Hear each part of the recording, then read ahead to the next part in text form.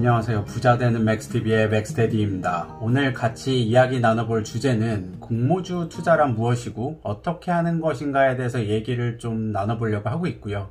하반기 대여로 불리는 그리고 손해가 나기 좀 어려운 두 가지 지금 공모주 케이스가 있기 때문에 거기에 대해서도 좀 얘기를 나눠보고자 합니다. 들어가기 전에 우선 최근 7월 초에 엄청난 이슈가 되면서 역대급 IPO로 꼽히게 된 공모주 청약이 하나 있었죠. 바로 SK바이오팜입니다. 주식에 대해 관심이 없으시더라도 뉴스 등을 통해서 한 번쯤은 들어보셨을 것 같은데요. 코로나 등으로 인해서 바이오 주식이 뜨는 시장 상황에서 성공적으로 공모를 해서 코스피 상장을 성공적으로 마무리를 했죠. 성공적인 상장보다 공모가보다 좀 상장된 이후에 가격이 엄청나게 오르다 보니까 많은 SK바이오팜 직원들이 무더기로 퇴사를 하겠다라고 해서 그게 더 이슈가 됐었죠. 무슨 일이 있었냐면 SK바이오팜 회사가 상장을 하게 되면서 조단위 밸류에이션, 즉 기업 가치가 조단위로 나왔는데 현행법상 코스피 상장사는 발행 주식수 대비 최대 20% 물량을 우리사주 조합에게 우선 배정을 해야 하는 법 때문에 직원 수가 한 200여 명밖에 안 되는, 얼마 되지 않는 것 때문에 SK바이오팜은 우리사주 조합에 배정된 주식을 직원들에게 공모가로 엄청 많이 살 수 있는 기회를 줬던 거죠. 정확하게 공개되지는 않았는데 이때 보통 직원 한 명당 한 5, 6억 원 정도를 받을 수 있었다라고 하고 있고요. 만약에 이때 이 5, 6억 원을 다 받았다라고 하면 상장 후에 며칠이 되지 않아서 가격이 공모가 대비로 거의 4, 5배가 되었었기 때문에 순식간에 15억 이상의 평가 차익이 발생하게 되었던 겁니다. 하지만 이런 식으로 우선 배정받은 우리 사주는 1년간 보호예수, 즉 매각 제한이 걸리기 때문에 1년 동안 팔지 못하게 되어 있는 상황이었고요. 다만 퇴사를 하게 된다면 한 45일 정도 안에 처분이 가능했기 때문에 직원들이 퇴사를 심각하게 고민을 하게 되면서 일부는 퇴사까지 하게 된 거죠. 회사는 핵심 인력을 잡아놓기 위해서 퇴사 후에 재입사라는 옵션까지 제안을 했다라는 얘기도 있고요. 직원 입장에서는 1년 후까지 이 주가가 버텨줄지 애매했었기 때문에 당장 실현을 하고 싶었던 걸 겁니다. SK바이오팜이 성장성이 있긴 하지만 현재 적자를 내고 있는 기업이기 때문에 불안했던 것이겠죠. 사실 무근이라고 회사에서 얘기는 하긴 했지만 200여 명 중에 거의 3분의 1에 해당하는 70여 명 정도가 퇴사를 하겠다라고 이야기를 했던 루머가 있을 정도였으니 이슈가 될 만하겠죠. 이야기가 너무 옆길로 샜네요. 자, 본론으로 들어가 보겠습니다. 앞에서 2020년 남은 하반기 동안 SK바이오팜처럼 대박이 날 수 있는 두 개의 공모주가 있다고 말씀을 드렸죠. 그중 하나가 바로 카카오 계열사 중 최초로 코스닥 상장을 앞두고 있는 카카오게임즈이고요. 다른 하나가 한류의 정점을 찍으면서 세계적인 열풍을 일으키고 있는 방탄소년단, 즉 BTS의 소속자이자 방시혁이 수장으로 이끌고 있는 빅히트 엔터테인먼트입니다. 잠깐 뉴스를 검색해 보셔도 이 두 기업의 상장이 얼마나 큰 관심을 받고 있는지 아실 수 있으실 겁니다. 그렇기 때문에 실패 확률이 낮은 투자가 될 것이라고 말씀드리는 거고요. 시장에 돈이 많이 풀려 있는 상황이고 SK바이오팜이 대박이 나는 걸 사람들이 봤기 때문에 적정 밸류에이션과 그에 따른 주식 가격보다도 상장 초기에는 오버슈팅이 될 가능성이 클 것이기 때문에 말씀을 드리는 겁니다.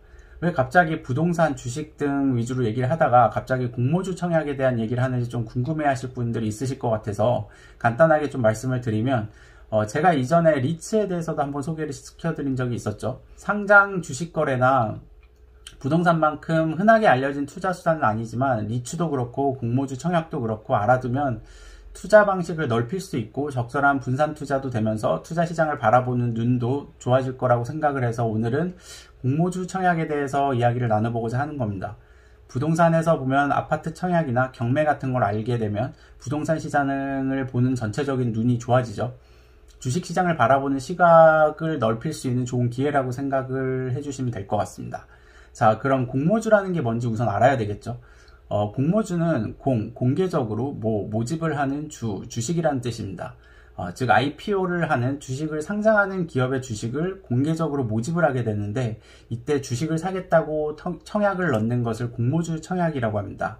말씀드린 IPO는 Initial Public Offering의 약자로 기업 공개라고 하고 기업의 주식을 거래소를 통해 증권시장에 공식적으로 거래가 될 수 있게 상장시키는 걸 얘기를 하는 거고요. 보통 장외에서 거래되는 주식들은 IPO를 통해서 코스피나 코스닥에 상장을 시키죠. 이러한 IPO를 할 때 일반 투자자에게 공개적으로 모집을 하면서 배정되는 주식이 있는데 이것을 공모주라고 하고요. 이러한 주식을 받기 위해서 신청을 하고 배정받는 것을 공모주 청약이라고 합니다. 상장이 되어 있지 않은 장외거래 주식 투자나 아니면 이미 상장이 되어 있는 상장 주식 투자와 비교를 했을 때 비록 큰 돈을 벌지는 못하지만 비교적 낮은 위험에 어느 정도 수익이 보장이 되기 때문에 괜찮은 투자 대안이 될 수 있습니다. 큰 돈을 벌지 못하는 이유는 공모액이 정해져 있다 보니까 실패 확률이 낮은 공모주 청약의 경우에는 많은 사람들이 공모주 청약을 하게 되는 경우가 많고요. 경쟁률이 보통 몇백 대 1 정도가 되기 때문에 원하는 만큼 물량을 받지 못하는 경우가 많습니다. 그렇기 때문에 큰 돈을 벌기가 좀 쉽지 않은 거고요. 비록 짧은 기간이긴 하지만 그 기간 동안 수억을 넣고도 인기 있는 공모주는 수백만원, 수천만원 밖에 받지 못하는 경우가 많다는 거죠. 꽤 안정적인 수익을 낼 수 있는 이유는 상장을 주도하면서 진행시키는 증권사, 즉 주관사와 이에 같이 동참을 하는 인수사는 성공적으로 상장을 마무리를 해야지 수수료를 받을 수 있기 때문에 기업 밸류에이션을 진행한 후에 어느 정도 할인이 된 가격으로 공모주 가격을 정하기 때문입니다. 상장이 되면 이 할인된 만큼은 어느 정도 오르고 시작을 한다는 의미이겠죠. 물론 밸류에이션이 어느 정도 잘 된 것이냐에 따라서 상장 후 바로 마이너스가 되는 경우도 있기 때문에 조심을 하셔야 됩니다. 초보자분들은 이슈가 되고 있는 인기 있는 공모주 위주로만 투자를 하시는 것을 추천을 드리고요. 보통 공모주 정보는 어디에서 그럼 찾을 수 있을까요? 네이버에 그냥 공모주라고 치시면 공모 진행 예정인 기업들이 리스트로 만들어져서 네이버 금융에서 보실 수 있으시고요. 아니면 보통은 장외 주식 거래 정보가 있는 IPO 스탁이나 38 커뮤니케이션을 통해서 정보를 얻으실 수 있습니다. 이렇게 기업을 찾은 후에 해당 기업에 대해서 궁금한 내용들은 다트라고 전자공시 시스템에서 기업 이름을 검색해 보시면 투자 설명서라는 게 있고요. 그걸 참고해 주시면 됩니다. 투자 설명서를 보면 내용이 굉장히 많이 있습니다. 그래서 보통은 모집 또는 매출에 관한 일반 사항, 그리고 투자 위험 요소, 자금 사용 목적, 그리고 사업의 내용, 재무에 관한 사항 위주로 봐주시면 될 것 같고요. 보통 적정 공모가 가격 분석은 먼저 상장이 되어 있는 비슷한 산업군의 기업과 기업이 현금성으로 벌어들일 수 있는 이익 대비로 기업 가치가 얼마가 되는가 라고 얘기해주는 EV to EBITDA와 같은 여러가지 비교 재무제표를 통해서 비교를 하게 됩니다. 이러한 분석은 좀 내용이 있어서 후에 제가 좀 기회가 된다라고 하면 다시 한번 영상을 만들어서 공유 드릴 거고요. 우선 오늘은 개괄적인 내용만 말씀드리고자 합니다.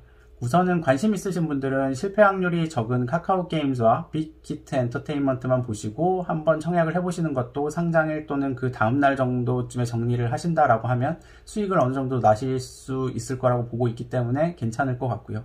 이후에는 조금 더 공부를 하신 후에 나머지 공모주에도 도전해 보시는 것도 나쁘지 않을 것 같습니다. 그럼 기업 상장을 시킬 때 공모주 배정 방법과 진행은 어떻게 되는 걸까요? 보통 공모주 투자 방법은 신주 모집과 구주 매출로 나눠집니다. 신주 모집은 회사가 새로운 주식을 발행을 해서 새로운 투자자들로부터 받은 자본을 받고 그들에게 신주를 발행하는 것으로 자금이 회사 자본금으로 들어가서 회사로 들어가게 됩니다.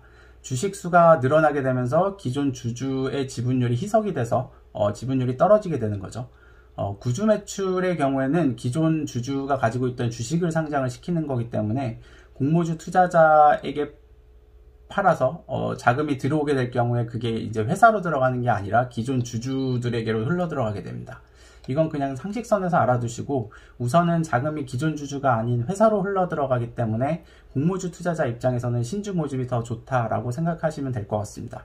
이후에는 공모주 배정은 앞에서 말씀드렸던 것처럼 우리사주조합이 20% 정도 그리고 일반 공모의 80% 정도가 가는데 이 일반 공모가 두 개로 쪼개집니다. 한 60%가 기관 투자자들에게 그리고 일반인들에게는 한 20%가 가게 되는 거죠. 이렇게 물량을 나눈 후에 기업 밸류에이션을 하고 그리고 어느 정도 거기에서 할인된 가격으로 공모가 범위를 정하게 되는데요. 그걸 공모 밴드라고 합니다. 이걸 바탕으로 기관 투자자들을 대상으로 우선 수요 예측이란 걸 하게 됩니다. 투자자들은 공모주 청약을 얼마나 원하고 관심 있어 하는지 알아보는 과정인 거죠. 이후에 최종 공모가가 정해지고 일반인 공모가 진행이 됩니다. 최종 공모가가 정해지고 나서 청약기일, 즉 일반인 투자자들로부터 청약을 받는 날짜에 공모가에 원하는 주식수만큼 곱하신 후에 그 금액의 50%에 해당되는 금액을 증거금으로 청약기일에 같이 내셔야 합니다. 나머지 반은 납입기일이라고 하는 날에 넣어주시면 되고요. 물론 여기서 원하시는 만큼 공모주식을 받을 수 있는 것은 아닙니다. 앞에서 말씀드렸던 것처럼 공모액이 정해져 있다 보니까 경쟁률이 높아지면서 청약 신청 금액 비중으로 공모액을 나눠서 최종 공모액이 할당이 배당이 되게 됩니다.